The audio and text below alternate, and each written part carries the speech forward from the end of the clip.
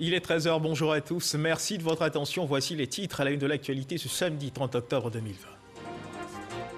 À J-1 de l'élection présidentielle, les candidats engagés dans la campagne électorale sont allés à la rencontre de leurs électeurs pour leur expliquer leur vision pour la Côte d'Ivoire. En début de journal, bref rappel de ce en quoi a consisté ce dernier jour de meeting pour chacun d'entre eux. Et pour la sécurisation de ce scrutin, les échos depuis la région du Tonkwi de l'opération Barrissement de l'éléphant lancée par les forces de défense et de sécurité. 35 000 hommes mobilisés pour la circonstance. À suivre le reportage de notre reporter Walter Amadou Ouattara. Au Sénégal, au moins 140 personnes sont mortes dans le naufrage d'une embarcation de migrants la semaine dernière au large du pays. C'est la pire catastrophe de ce type en 2020, a indiqué l'Organisation internationale pour les migrations. Voilà pour l'essentiel. Oui, bonjour à tous. Hier, jeudi 29 octobre 2020, minuit, heure locale, clap de fin de 15 jours de campagne pour la présidentielle du 31 octobre. Avant que l'horloge ne sonne les 12 coups de minuit, les différentes parties engagées dans cette campagne ont animé leur dernier meeting. Le candidat du RHDP, Alassane Ouattara, était à Abobo pour son dernier jour de campagne. Son principal message a été d'appeler tous les Ivoiriens au vote demain samedi 31 octobre 2020. Le candidat indépendant Konan Kouadio-Bertha, pour cette dernière journée de campagne, est lui allé à la rencontre des électeurs de Koumassi. Il leur a exposé sa vision pour la Côte d'Ivoire. Mais avant la tenue du scrutin de ce 31 octobre, une mission de la CEDEAO qui séjourne à Abidjan veut se rassurer que toutes les conditions de sécurisation du scrutin sont réunies. Ainsi, le commissaire aux affaires politiques, paix et sécurité de l'organisation ouest-africaine a eu une rencontre avec les grands commandements des forces de défense et de sécurité. Les dispositions sécuritaires prises pour le jour du vote ont été passées en revue à Moussanogo. C'est à la direction générale de la police nationale que la délégation conduite par le général Francis Awagbe Béanzin, commissaire aux affaires politiques, paix et sécurité de la CEDEAO, a entamé sa tournée. Une visite au grand commandement des forces de défense et de sécurité pour conforter l'opinion nationale et internationale sur les dispositions sécurité arrêtées pour le scrutin du 31 octobre. À cet effet, une présentation de l'ordre d'opération a été faite. Elle s'inscrit dans le cadre de l'opération Barrissement de l'éléphant. Le directeur général de la police nationale a par ailleurs assuré la délégation de la CEDEAO sur les dispositions prises par la police nationale pour le scrutin. Après la direction générale de la police nationale, les envoyés de la CEDEAO se sont rendus au commandement supérieur de la gendarmerie nationale. Reçu par le général de division Alexandre Apalo Touré, commandant supérieur de la gendarmerie nationale, la délégation de la CEDEAO, après la présentation de la manœuvre de ce corps d'élite, a invité la gendarmerie nationale à adopter une posture républicaine. En retour, le commandant supérieur de la gendarmerie nationale a souligné que pour favoriser un climat paisible pour ce scrutin, la gendarmerie nationale a développé la police de proximité. Dans ce cadre-là, il est arrivé que nous allions sur le terrain pour pouvoir rencontrer les populations, surtout par rapport à ce que nous avons observé de façon, j'allais dire, un peu malicieuse. On a vu ce débat politique glisser tout doucement, quelquefois, vers un conflit ethnique, identitaire. Et donc, pour éviter que ça prenne de l'ampleur, voilà, nous allons sur le terrain quand nous voyons que ça pourrait déborder et nous essayons d'entretenir la jeunesse. Autre étape, après le commandement supérieur de la gendarmerie nationale, le GSPM, le groupement de sapeurs-pompiers militaires, qui entend jouer sa partition dans la sécurisation de l'élection présidentielle. Et c'est à l'état-major général des armées que les émissaires de la CEDEAO ont achevé leur tournée, en présence du général de corps d'armée, Lassina Doumbia, chef d'état-major général des armées. Les points saillants de la sécurisation de l'élection sont passés au peigne fin. C'est pour passer le message de solidarité de toutes les forces armées et de défense et de sécurité de nos 15 États membres.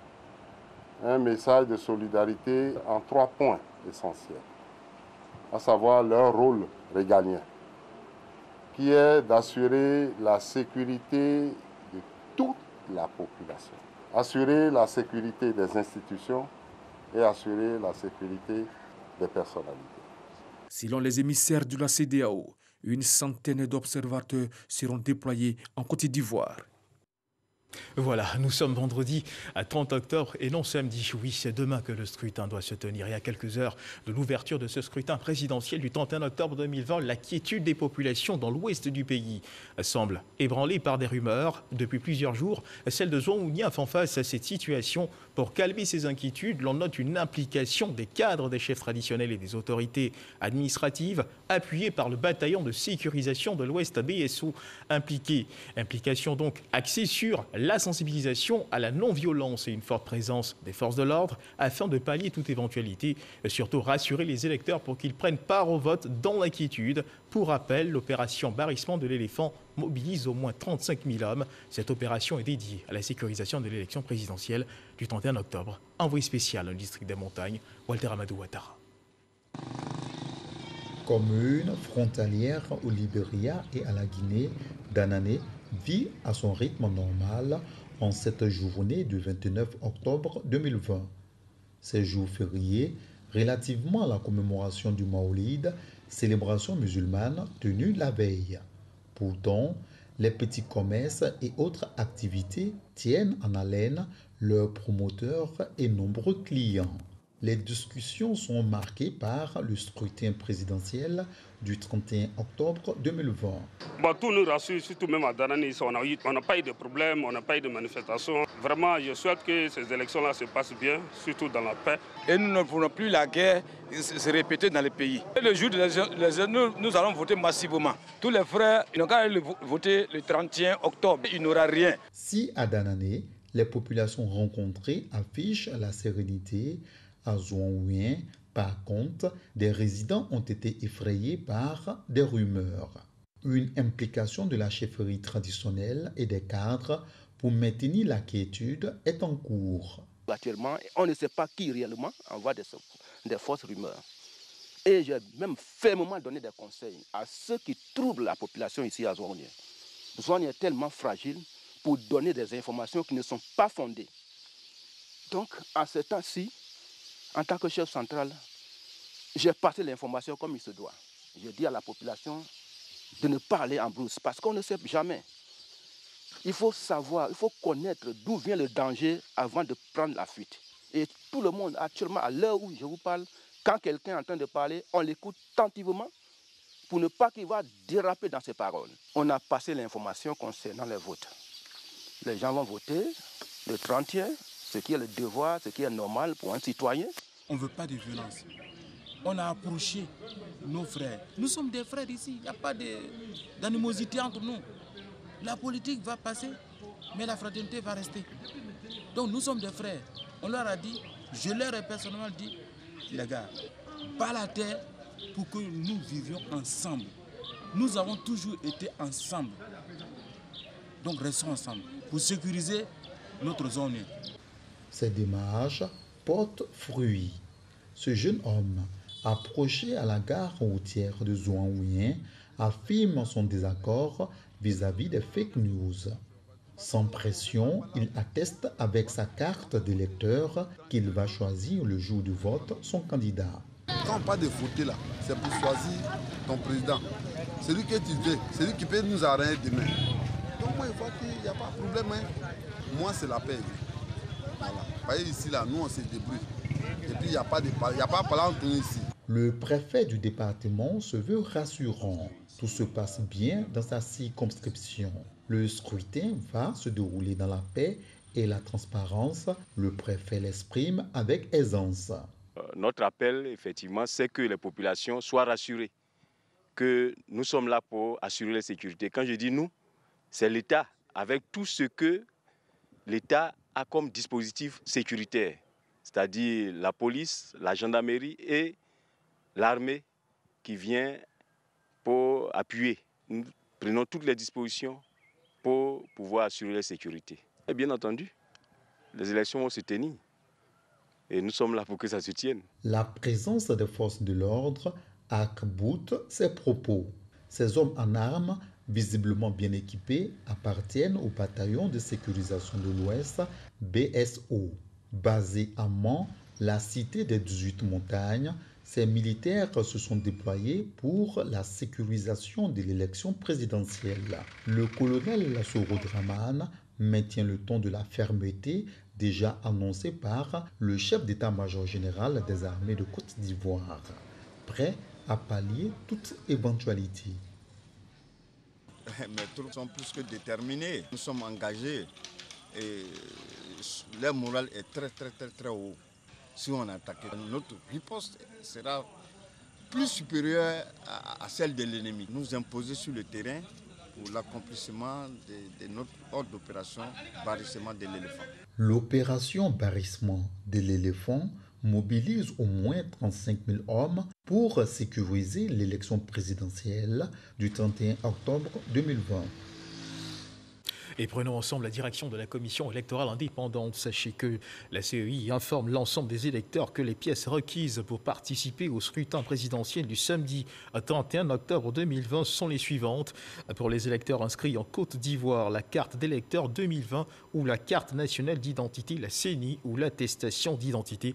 Pour les électeurs inscrits à l'étranger, la carte d'électeur 2020 ou la carte consulaire ou le passeport biométrique. La commission électorale indépendante, la CEI, précise par ailleurs que conformément aux dispositions du code électoral, les électeurs qui n'ont pas pu retirer leur carte d'électeur pourront le faire le 31 octobre 2020, jour du scrutin, dans leur bureau de vote respectif où un dispositif particulier sera installé.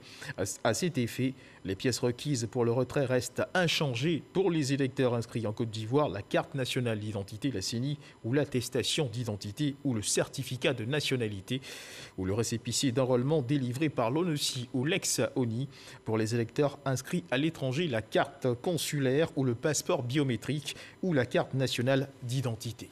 Dans exactement 24 heures, donc, s'ouvre le scrutin du 31 octobre. Et voter est un droit fondamental inscrit dans la Constitution.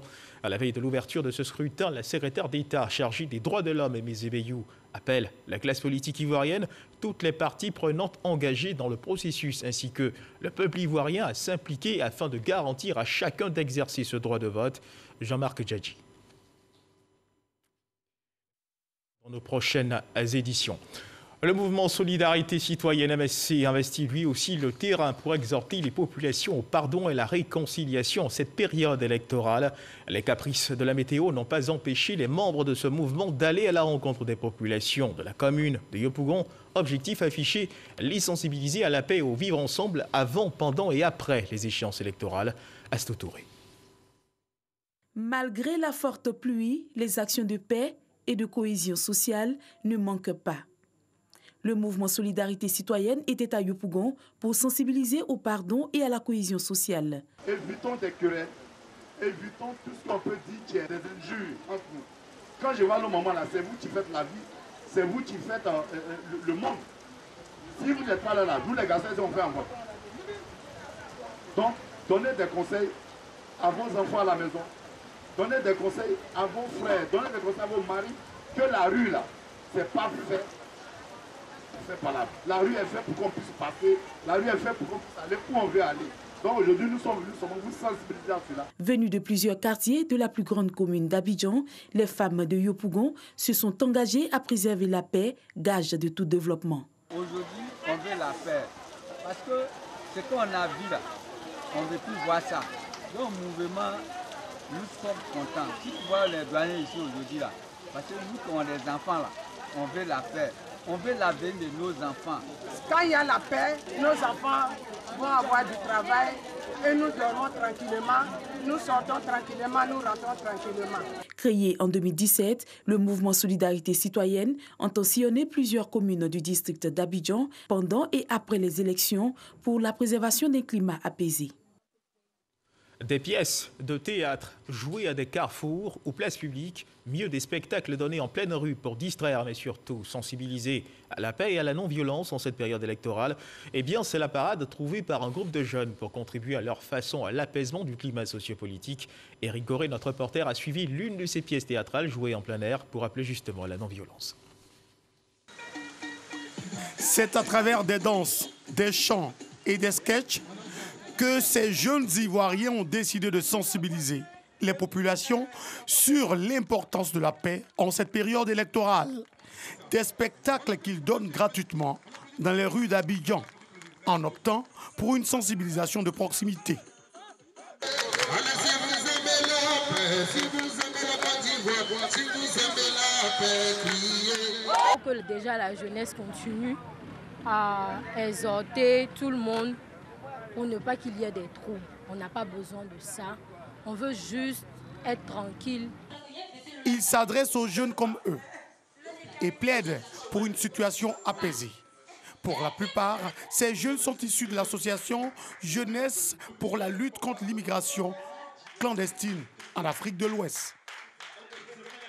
Aujourd'hui, vous voyez, c'est la jeunesse de plusieurs générations qui sont réunies là. Donc c'est un signal que nous voulons quand même porter à la jeunesse, de sorte que nous puissions cultiver la paix. Cultiver la paix pour que, étant sur place en Côte d'Ivoire, nous puissions entreprendre des activités. Nous luttons jour et nuit pour pas que nos frères et sœurs passent par la voie illégale pour aller mourir. C'est notre devoir aussi, dans cette période difficile, de se battre pour nos frères ici en Côte d'Ivoire. Baoulé, Gourou, Bété, et c'est que nous avons créé cette petite ambiance-là, c'est qu'il y a tous les ethniques qui sont là. Et nous avons choisi la Riviera 2 pour lancer un appel, un message de paix, un message de fair play à tout le monde. C'est bon la paix dans notre cœur, et même nous vivons. Une marche pacifique a également été organisée par les initiateurs. Cette sensibilisation pour la paix, qui a démarré à Abidjan, va toucher tout le pays dans les prochains jours. Voilà, stratégie intelligente et innovante pour toucher les cœurs et appeler au calme.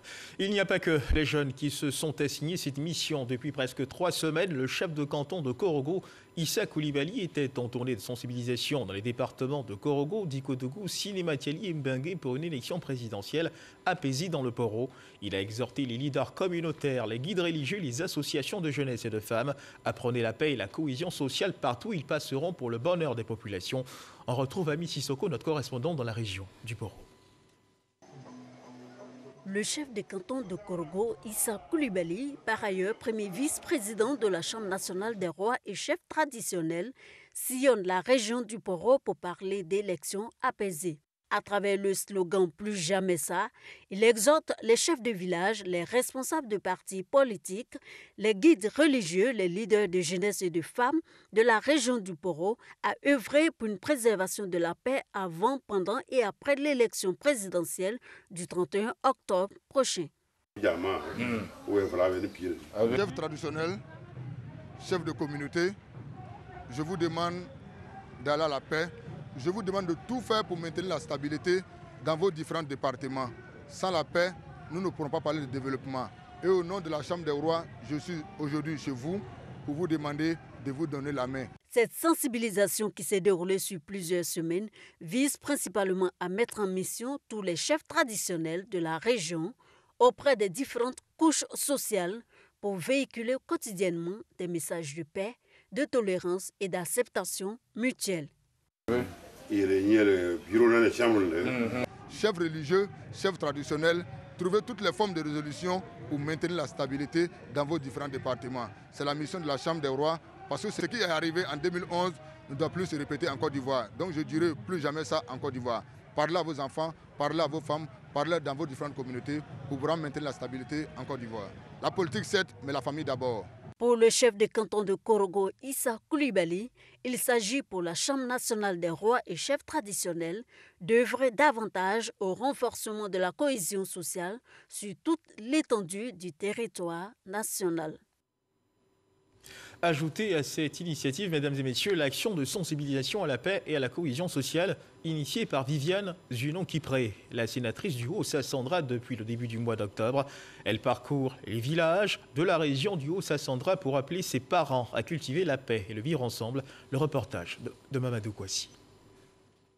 27 villages visités en un mois. La sénatrice Viviane Zunon-Kipré sillonne les localités de la région du Haut-Sassandra pour parler de paix, de cohésion et surtout de vivre ensemble.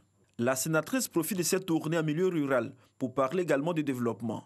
Elle exhorte les populations à s'éloigner des divergences politiques et à promouvoir le dialogue en toutes circonstances. Le développement doit se faire selon elle à travers les valeurs d'union, d'entente et de solidarité. La sénatrice invite également ses parents à parler désormais d'une seule voix pour mieux porter les projets de développement qui inondent déjà leur région. Cette tournée dans les villages a permis à l'ambassadrice de la paix d'offrir une boîte à livres dans le village des arts, une mini-bibliothèque avec divers ouvrages pour accompagner l'éducation des enfants Il s'agit pour elle d'encourager les enfants et les adultes au goût de la lecture, des techniques qui vont renforcer la formation acquise à l'école. Ce ne serait pas normal que cette région soit en reste du développement. Or, qui dit développement parle de formation, formation intellectuelle des jeunes et des moins jeunes aussi d'ailleurs, ouverture d'esprit. C'est cela qui m'a conduit à choisir ce moyen-là pour faire passer mon message. Paix, cohésion sociale, développement à travers la formation. Je suis comblé de joie parce que nos enfants actuellement ne savent pas lire, ils ne savent pas écrire. Mais à travers ces livres-là, tu peux apprendre beaucoup de choses. Car si tu ne sais pas lire, tu ne peux pas voyager. On motivera les enfants pour avoir le goût de la lecture. Cette tournée était l'occasion choisie par la sénatrice Viviane Zinon-Kipré pour encourager la population à la scolarisation de la jeune fille.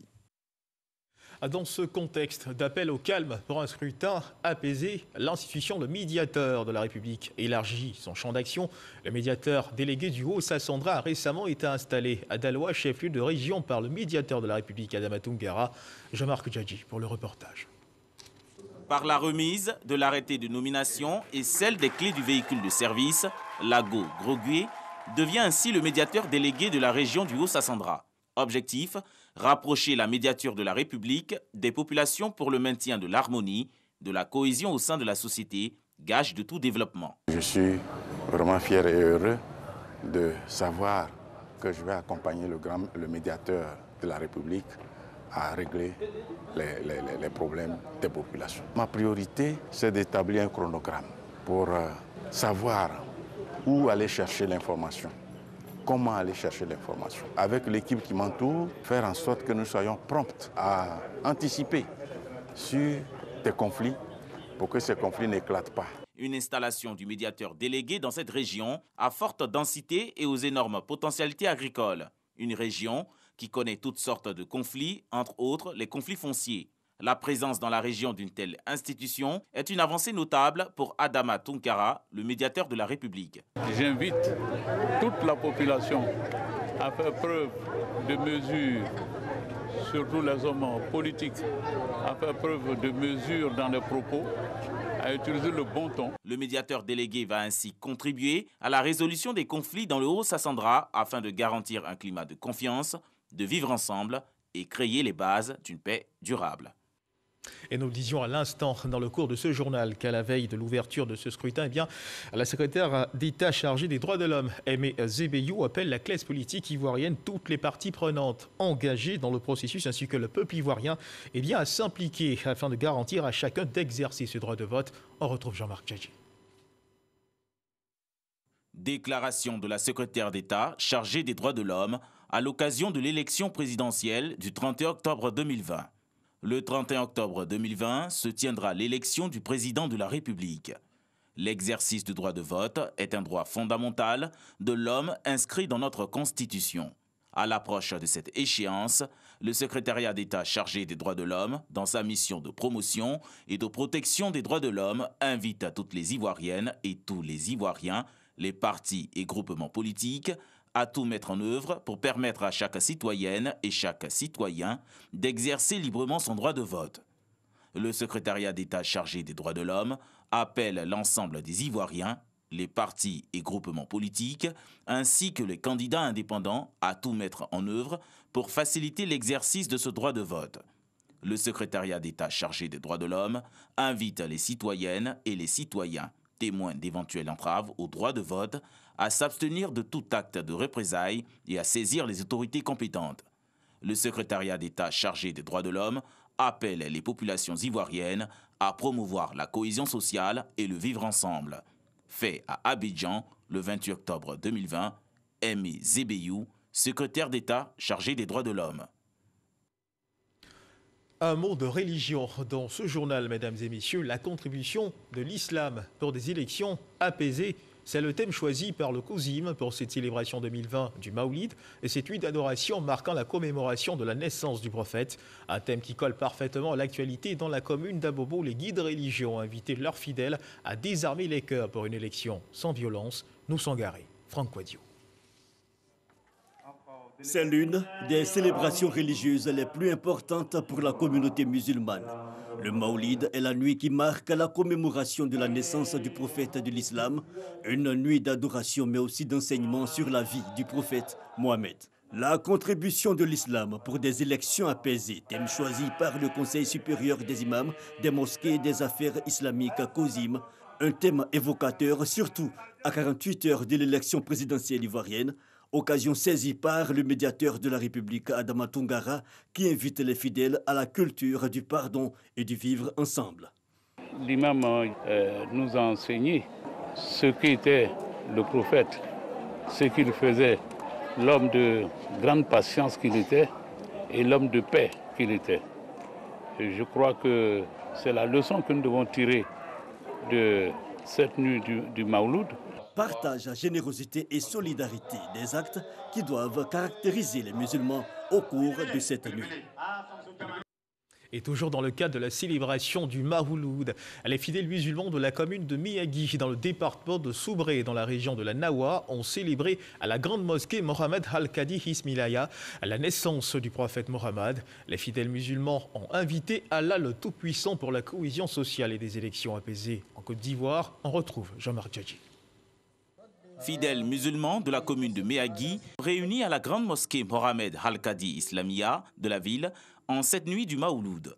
Ils ont ensemble commémoré en ce 3e mois de l'année musulmane la naissance du prophète Mohammed et prié pour des élections apaisées en Côte d'Ivoire. L'imam principal, le cheikh El Hadj Ibrahim Sanogo, et le préfet de Miyagi, Jacques Atri Kwaku, ont exhorté les fidèles à être des messagers de paix et à éviter la violence dans la belle région de la Nawa. Les musulmans de Miyagi sont tous appelés à l'amour et au respect des lois du Saint-Coran.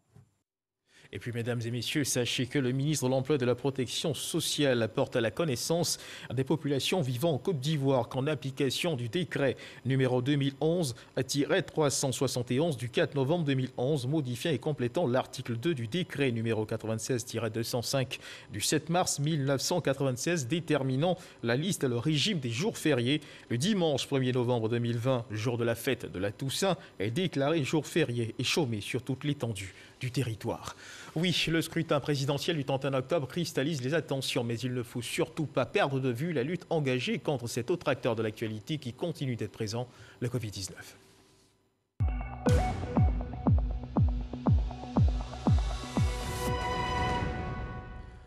Les derniers chiffres révélés par le ministère de la Santé et de l'Hygiène publique sur l'évolution de cette maladie révèlent que la courbe est ascendante. Pour faire plus simple, de nouveaux cas de Covid ont été enregistrés, 73 au total sur 2278 échantillons prélevés, 69 personnes guéries à la date du 29 octobre. Hier donc, l'on dénombre 20 628 cas confirmés de Covid-19, dont 20 310 personnes guéries, 124 décès et 194 cas actifs. Vigilance donc.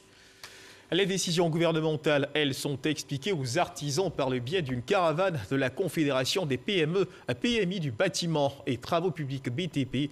La simplification de la fiscalité, l'accès des PME à la commande publique et surtout les fonds de soutien créés sont les principaux sujets abordés. Objectif, promouvoir les avantages accordés par le gouvernement au secteur privé en vue de l'éclosion de PME structurées et compétitives, nous dit Lanciné Bakayoko. Dans une Côte d'Ivoire qui de plus en plus oriente son avenir vers le développement du secteur privé, les PME, véritables réservoirs en matière de création d'emplois et de richesses, sont au centre de la nouvelle stratégie du gouvernement. Diverses mesures fiscales et même économiques liées notamment à l'accès au financement sont prises pour faciliter la vie aux PME, aux artisans et même aux commerçants. L'État de Côte d'Ivoire a mis des fonds à leur disposition et à partir de là, avec leurs photos, la photocopie de leur carte d'identité, ils peuvent s'inscrire aujourd'hui pour ce fonds et on leur donne ce qu'on appelle le statut d'apprenant. Ce qui va valoriser que leurs activités, ils deviendront des plus grands commerçants. Au cours de la caravane d'explication, le président Doté Soro a également rencontré les populations déguerpies de Williamsville-Makassi dans la commune d'Adjamé. Les ferrailleurs et autres artisans ont plaidé pour la réactivation de leurs activités professionnelles mises à mal par l'opération. Les artisans qui sont ici ont trouvé qu'ils avaient leur atelier, alors leur bureau ici, qui ont été détruits, donc ils n'ont plus de possibilité de pouvoir s'asseoir pour bénéficier de ces fonds. Le dossier sera traité en bonne et due forme. Le Premier ministre est prêt pour le faire. Le ministre de l'Artisanat est prêt aussi pour les accompagner. La tournée d'explication de la Confédération des PME-PMI a duré 2 semaines. Aujourd'hui, les PME, colonne vertébrale de l'économie ivoirienne, représentent 90% du secteur privé.